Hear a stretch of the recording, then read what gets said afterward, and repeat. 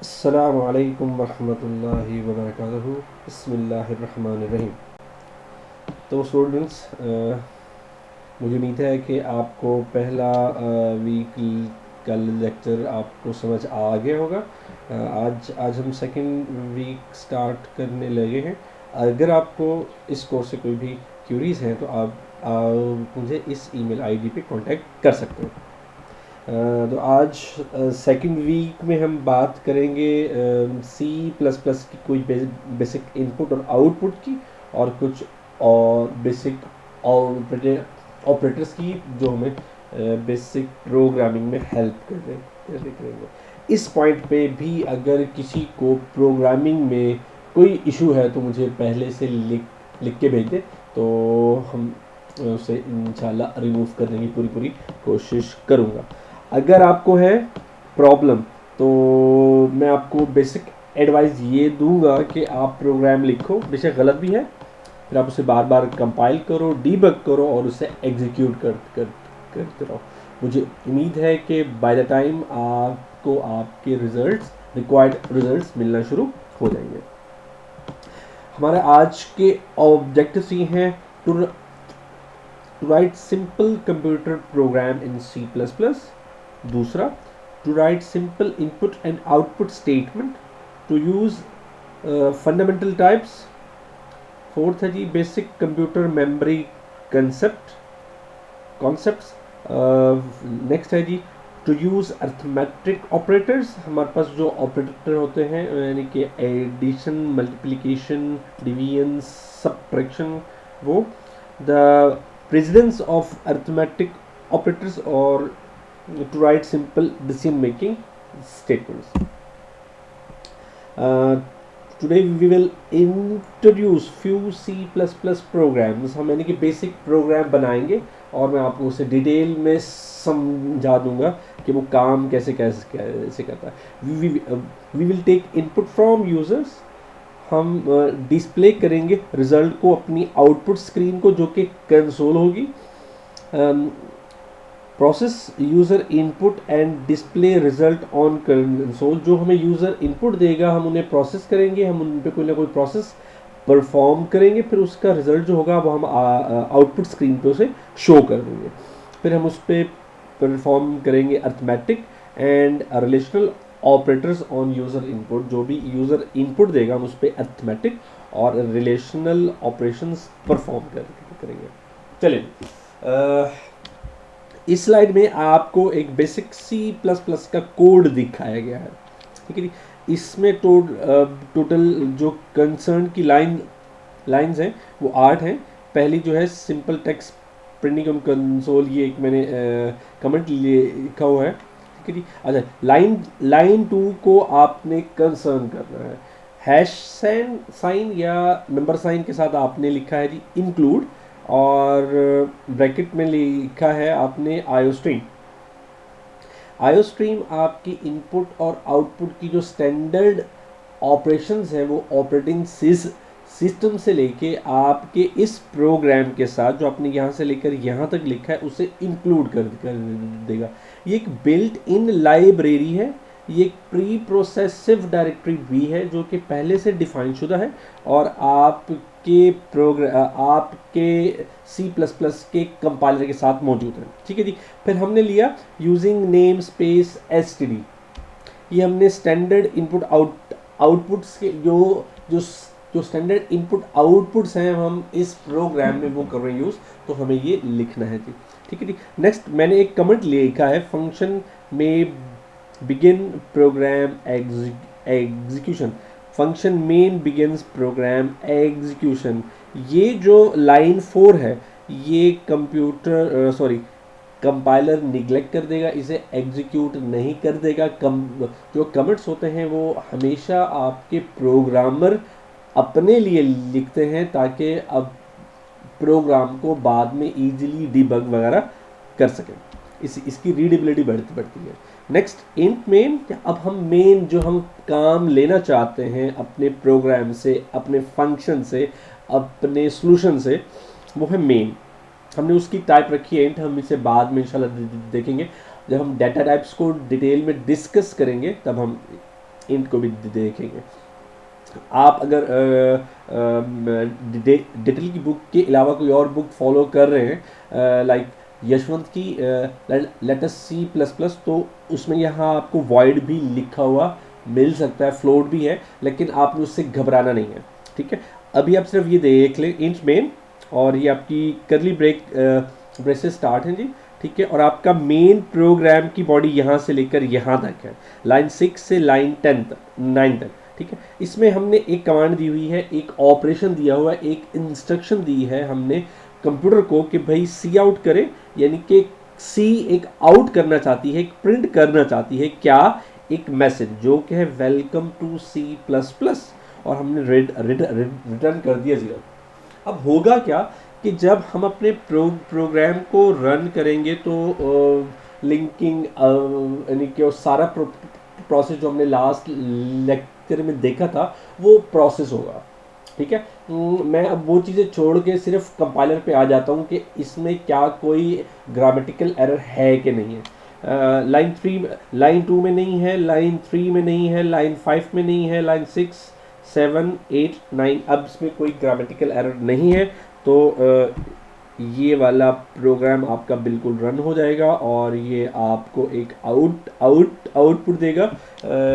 Like अगर मैं आपको इसे रन करके दिखाऊं तो ये रन होता है जी कुछ ऐसे, हाँ ये हेलो स्टूडेंट्स जो कुछ मैंने लिखा सी आउट और हेलो स्टूडेंट्स किया, या welcome to C plus plus जो आप लिखेंगे वही का वही आएगा।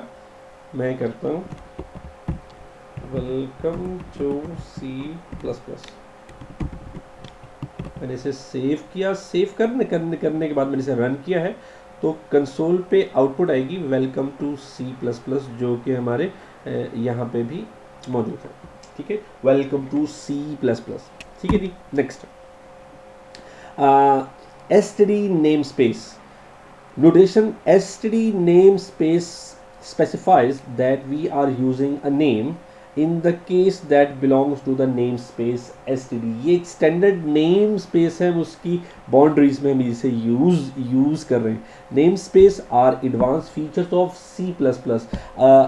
अगर आपके पास कंपाइलर अगर यानी कि 3 या 4 या 5 तक का है तो आपको using namespace std add करने की ज़रूरत नहीं है। Using namespace std means that you are going to use class और functions if any from the std namespace, so you do not have to explicitly call the namespace to access them।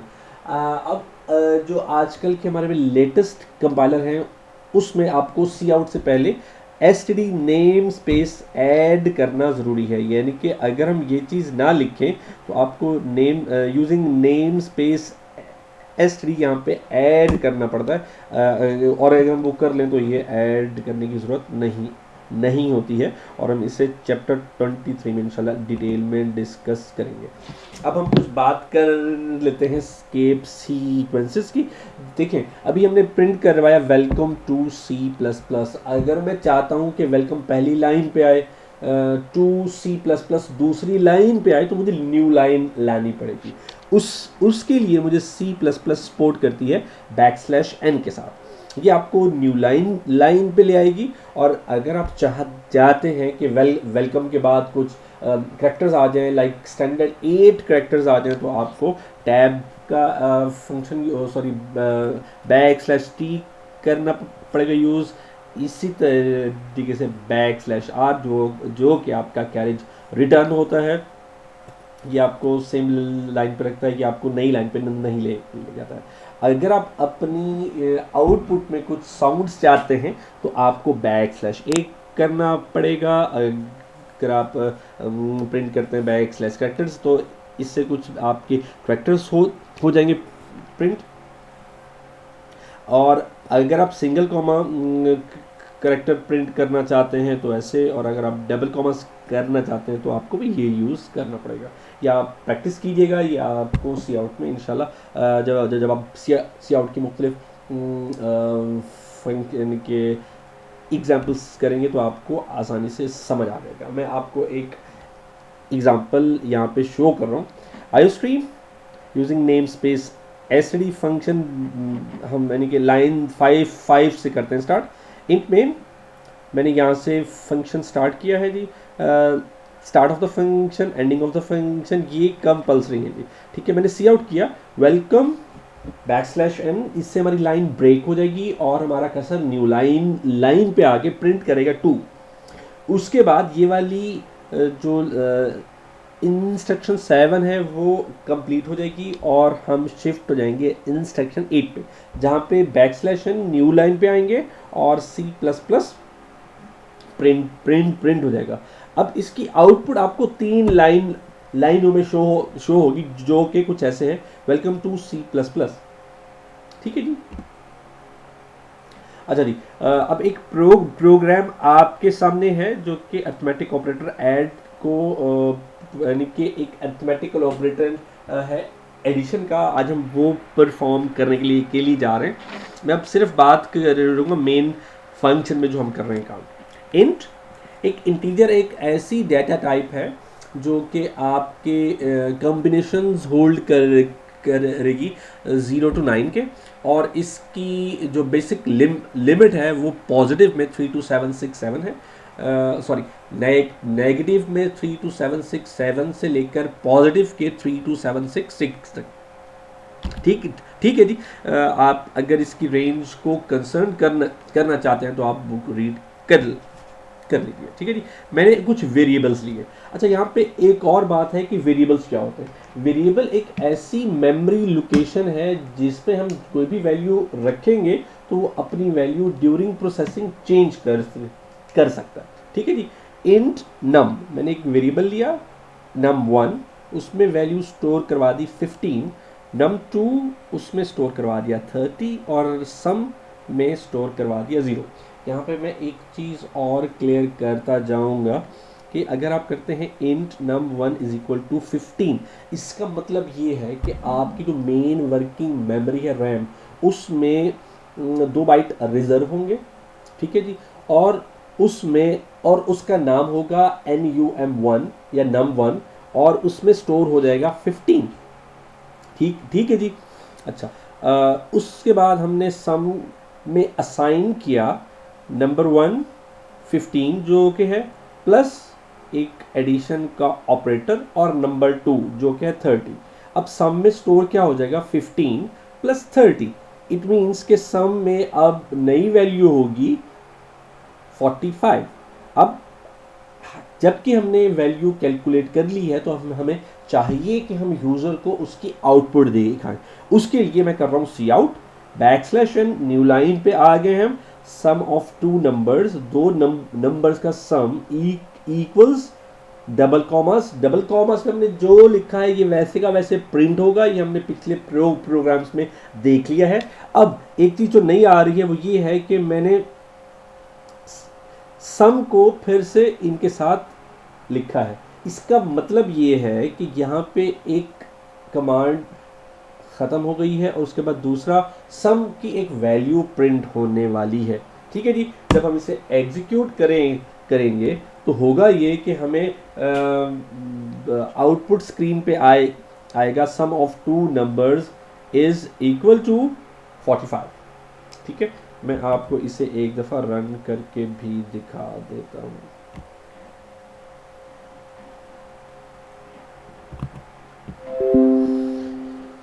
देखें जी, मैंने int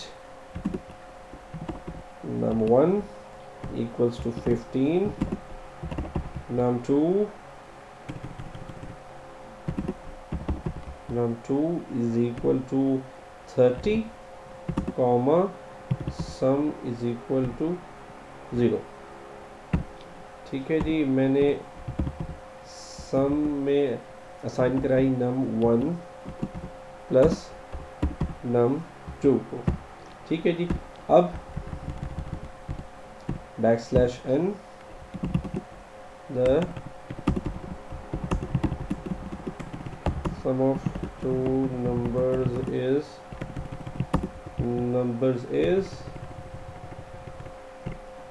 equals to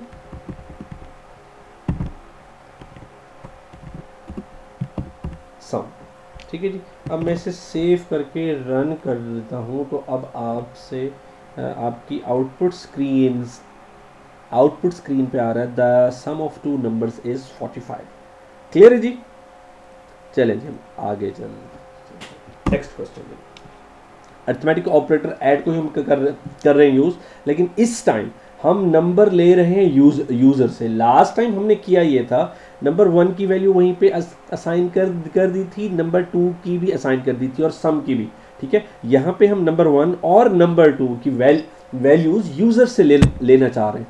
क्योंकि हम ये programme user के लिए बना रहे हैं, तो यूज़र अपनी मर्ज़ी की वैल्यूज़ एंटर करेगा और उसका सम हम उसे डिस्प्ले करवाएंगे। यहाँ पे मैंने किया क्या है, सी आउट किया, एक मैसेज प्रिंट करवाया है यूज़र को कि एंटर फर्स्ट नंबर। ठीक है, यहाँ पे कसर आके रुक जाएगा उस वक्त तक जब तक सी इन नंबर 1 कोई नंबर प्रेस नहीं होगा यूज़र की तरफ से। सेम प्रोसेस होगा नंबर 2 के लिए, फिर हम उसे सम करके हम ये आपके पास आउटपुट आ जाएगी। मैं इसे आपको फिर से एक दफ़ा कोड करके दिखा दूँ। ठीक है जी, मैं इससे थोड़ा सा मॉडिफाई करता हूँ कोड को। नंबर 2 आ गया हमारे पास, हम करते हैं सी आउट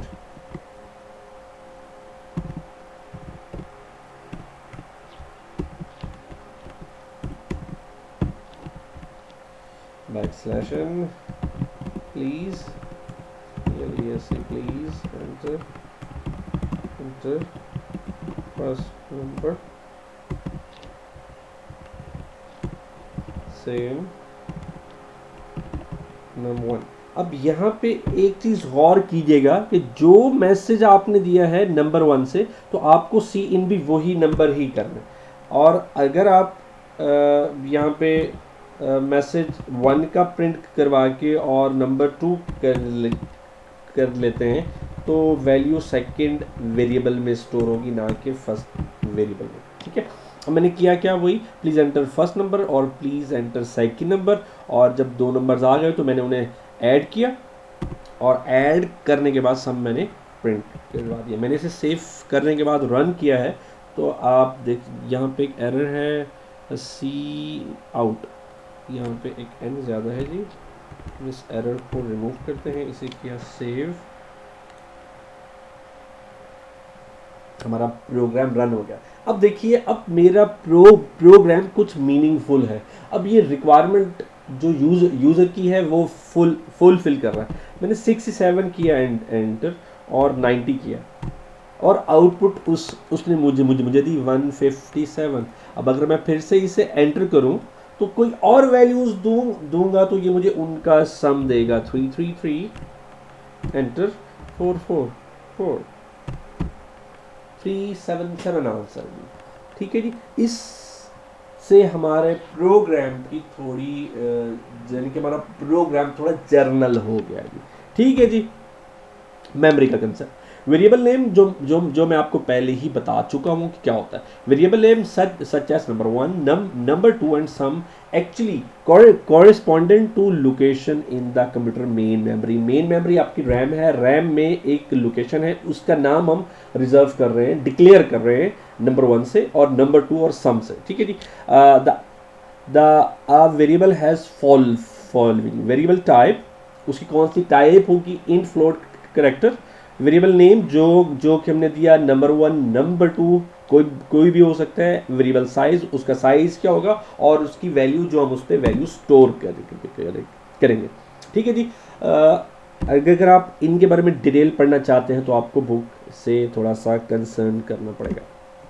अच्छा, अर्थमेटिक ऑपरेटर सिर्फ एडिशन नहीं है, उसके अलावा भी हैं। हम एडिशन, सब्ट्रैक्शन, मल्टीप्लिकेशन, डिवीजन और मॉडुलस ऑपरेटर परफॉर्म कर सकते हैं। ठीक है, और ये सेम अलजेब्रिक इक्वेशंस की तरह ही होता है, बस इन्हें लिखने का थोड़ा सा फ़र्क होता है।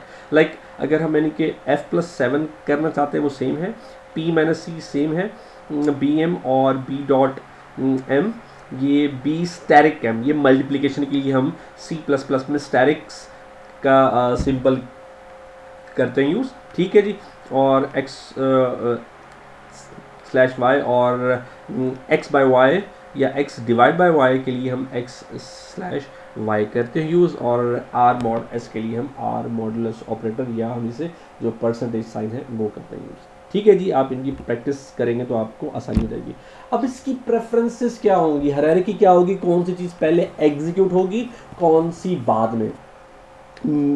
तो हम देखते हैं कि मैथमेटिकल अलजब्रे के जो बेसिक रूल्स हैं वही सेम टू सेम यहाँ पे फॉलो होंगे।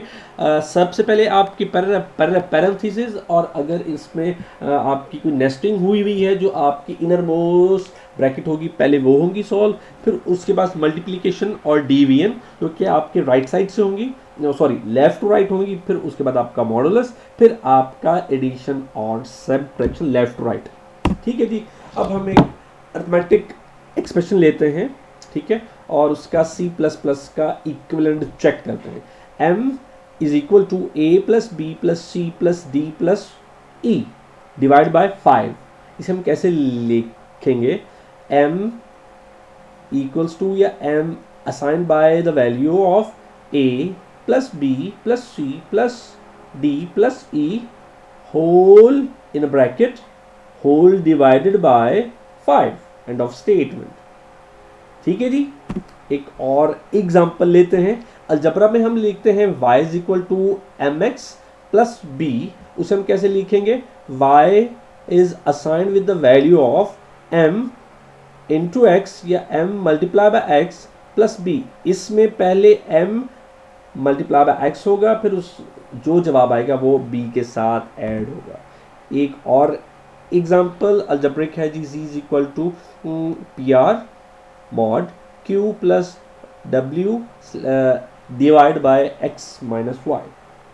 हम उसे कैसे लिखेंगे, z will be assign the value of p into r या p multiply by r of mod q plus w divided by x minus y. इसकी प्रेफरेंस चेक कर लेते हैं। सबसे पहले जो सॉल्व होगा p इंटू आर, फिर जो जवाब आएगा हम उसका मॉड लेंगे विद q, फिर उसे ऐड किया जाएगा, सॉरी, फिर उसके बाद आपका डिवीजन होगा, ठीक है, w के साथ। जो जवाब आएगा w डिवाइड बाय x, जो जवाब आएगा हम उसे इसके आंसर के साथ ऐड करेंगे।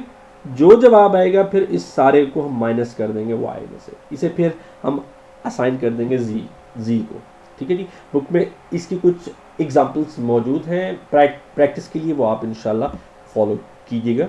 ये सेम वही की वही है जो मैंने भी आपको बताई है कि 2 into 5 into 5 plus 3 into 5 plus 7।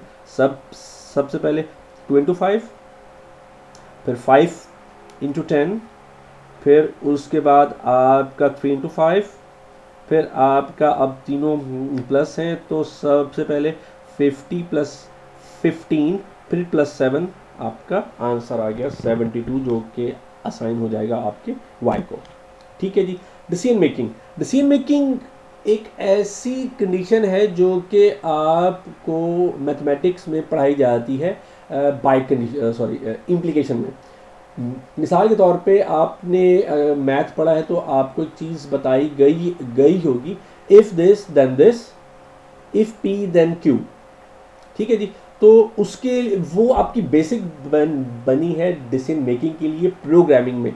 अगर आपकी एक कंडीशन ट्रू है तो हम एक स्टेटमेंट ऑफ ब्लॉक एग्जीक्यूट करते हैं, एल्स दूसरा। ठीक है जी, हम उसे इफ़ स्टेटमेंट या डिसीजन मेकिंग बोलते हैं। उसका सिंटैक्स C++ में कुछ ऐसा है, इफ़ कोई कंडीशन और एक स्टेटमेंट या स्टेटमेंट का ब्लॉक। ठीक है जी, हम कोई भी जो कंडीशन होगी हम उसमें बहुत सारे रिलेशनल ऑपरेटर्स यूज़ कर सकते हैं, like x greater than y, x less than y, x greater और equals to y, x less than equals to y, x equals to y, x not equals to y। हम इसकी जब practice करेंगे तो आपको इसका आइडिया हो जाएगा। ये एक सैम्पल क्वेश्चन है जी आपके सामने में जो कि इफ स्टेटमेंट को यूज़ कर रहा है। ठीक है जी। हमने लिया जी एक नंबर num1 और एक लिया नंबर, ठीक है। सॉरी यहाँ पे थोड़ी सी एक टाइपिंग मिस्टेक है, कि नंबर 2 है जी, num2 है, ठीक है जी। मैंने सी आउट किया, please please enter two integers to compare, हम दो नंबर्स को कंपेयर कर रहे हैं। मैंने सीन किया num1 और num2 को, ठीक है जी। उसके बाद मैंने किया इफ़ num1 इक्वल्स टू, जो मैंने अभी बताया था, हमने अभी देखा था, इक्वल्स टू के लिए, इक्वल्स टू के लिए हमारे पास डबल असाइनमेंट और ऑपरेटर है जी। If num1 equals to num2, it means कि वो दोनों बराबर होंगे, तो हम प्रिंट करवाएंगे, यूज़र को बताएंगे num1 number 1 is equal to number 2, जो कि है सेकेंड नंबर, ठीक है जी।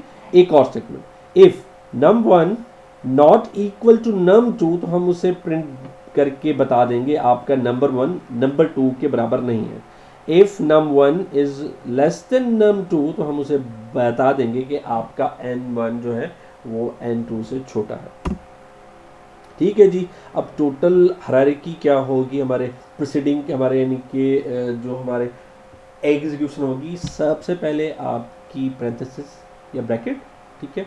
फिर आपका मल्टीप्लिकेशन, डिवीजन और मॉडुलस लेफ्ट टू राइट, ठीक है। फिर प्लस और minus left to right same, ठीक है। लेफ्ट टू राइट ये स्ट्रीमिंग और इंक्रीमेंट के लिए स्ट्रीमिंग इंजर्शंस होती हैं, ठीक है जी। फिर ये आपका less than equals to, so on, ये भी लेफ्ट टू राइट। फिर उसके बाद इक्वल्स, नॉट इक्वल्स, फिर एंड में असाइनमेंट। आज के लेक्चर में हमने C++ का एक प्रोग्राम बनाया, फिर हमने वेरिएबल्स बनाए, फिर हमने उसकी वैल्यूज़ रखना सीखी, फिर हमने उन्हें मेमोरी में रखना सीखा, उसका कंसेप्ट देखा, फिर हमने कुछ अर्थमेटिक ऑपरेटर्स को देखे, इंटीजर टाइप वेरिएबल्स को देखा, फिर हमने डिसीजन मेकिंग कुछ क्वेश्चंस को देखा है। एक एग्जांपल देखिए, अगर आपको वीक 2 के इस लेक्चर से कोई क्वेश्चंस हैं तो आप मुझे मेरी ईमेल आईडी पे कांटेक्ट कर सकते हैं। ये कुछ होमवर्क है जी, एक 4 क्वेश्चंस हैं, ये आप सॉल्व कीजिएगा और मुझे ईमेल में आप मुझे इनबॉक्स करेंगे जी 4 दिन के अंदर। Thank you.